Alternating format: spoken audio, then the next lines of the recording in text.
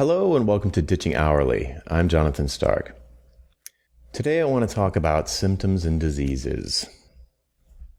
An interesting question came up in my coaching Slack. The student was asking me about a live presentation they were going to give, and they wanted my advice, and this is what they asked. If you were going to give a live presentation to a conference audience, would you take a minute to explain why they should care? I think I've seen you do that with your Ditching Hourly billing stuff. There's a brief amount of time spent explaining why hourly billing is madness. The answer to this question is yes. I try to always begin presentations by explicitly stating the problem to be solved. I think it's important when you state this problem to put it in their terms, the terms of the audience. For example, lots of credit unions have an atrocious onboarding experience on mobile, and I do presentations explaining what to do about it. So you might think I'd lead off a talk like that with something like, your onboarding experience on mobile stinks and it's killing your business. But in their opinion, they're proud of their mobile experience because they've spent a lot of money on it. So if I opened a talk like this, I would completely lose them. They would just close down to anything that I had to say after that because I started off by insulting them, essentially. The way I think of this is that the patient doesn't see the disease, they see the symptom. So, if you imagine the client is my patient, they'll see symptoms, but they usually won't see the bigger picture. They won't see the underlying cause.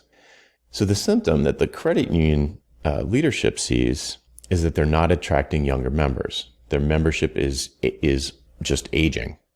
So they need to be attracting younger members, but they're not, and they know it. So I'll start a talk to a group like this by leading with something like, your membership is aging and you can't figure out what to do about it. This opening will perk them up because they recognize the problem. It's in their terms, and I've stated it in their terms, and they're wondering, hopeful even, that I'll offer a possible solution. So this question was about how to hook an audience, how to deliver a presentation to a group of people in an engaging way that is going to inspire them to act when they are done listening.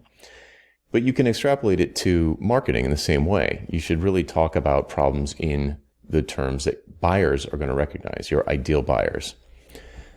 To paraphrase Dale Carnegie from, 50 years ago, he's got a great quote where he says, don't bait your hook with food you like, bait your hook with food fish like. If fish are your clients, you want to put worms on the hook, not Pop-Tarts. That's it for today. I'm Jonathan Stark, and this is Ditching Hourly. Thanks for listening.